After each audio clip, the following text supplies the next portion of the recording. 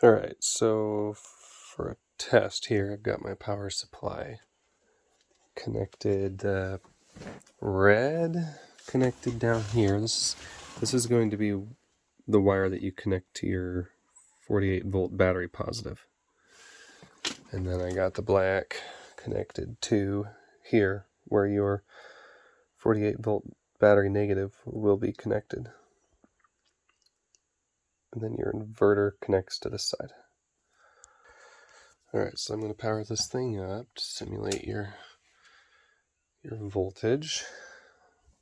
Nothing is on yet.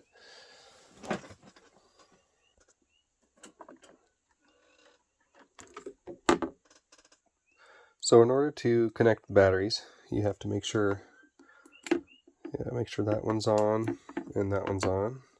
So when they're depressed,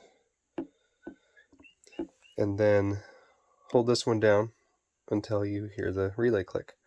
You'll also see this light up as the relay clicks.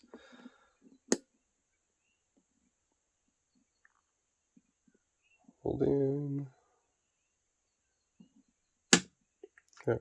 And then you can release. So holding this button down connects the pre-charge resistor across the relay. So all this button does is connect this like that.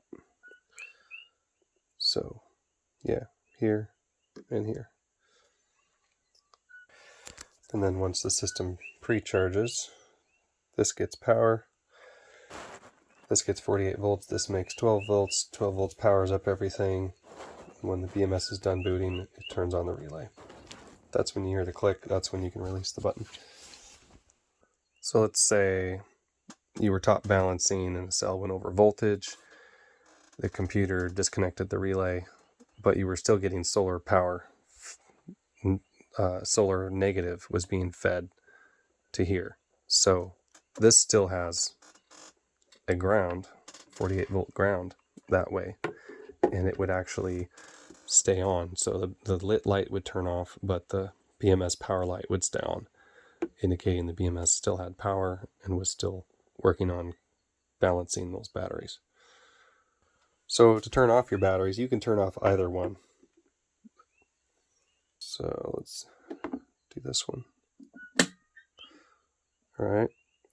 Now this is a big green LED, and it will only be lit when top balancing is complete and the batteries are full. And that will only be true if your amp meters in your batteries are accurate. If they're not accurate, then this light will never come on. The BMS will never be, it'll never think they're full, so then it naturally won't light, because it has to be full and balanced. If you ever had an alarm go off, this light will flash and it'll beep on and off. Out here we have the battery communication wire, and I've got it going over to a battery right now. So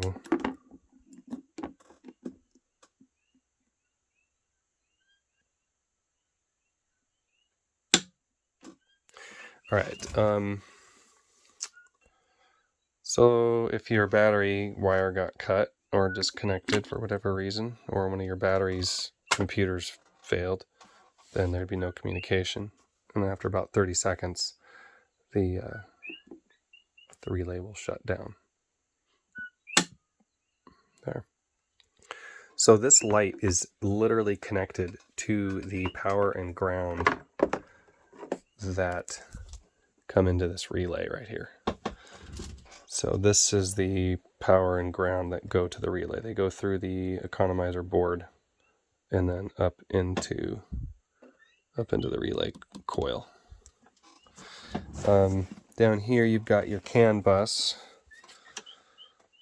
That's your CAN bus, and I just shrink wrapped them, heat shrink. And then your other two, the green and black, they go to the voltmeter. They're not going to anything now, but they'll connect here. So I guess negative's labeled on that one. sometimes when I have inaccurate batteries where this display is always like, you know, between the 1.5 and the 3, I'll color it green from 1 all the way to 5, and then color a little red down here. Hopefully yours are accurate, and then it just literally represents the state of charge. So straight up is 50%, and so forth. So I'm going to put this thing in here for shipping. And there is a little baggie here with the screws for that voltmeter gauge. So that's it. I just got to weigh this thing now, see how much express shipping might cost.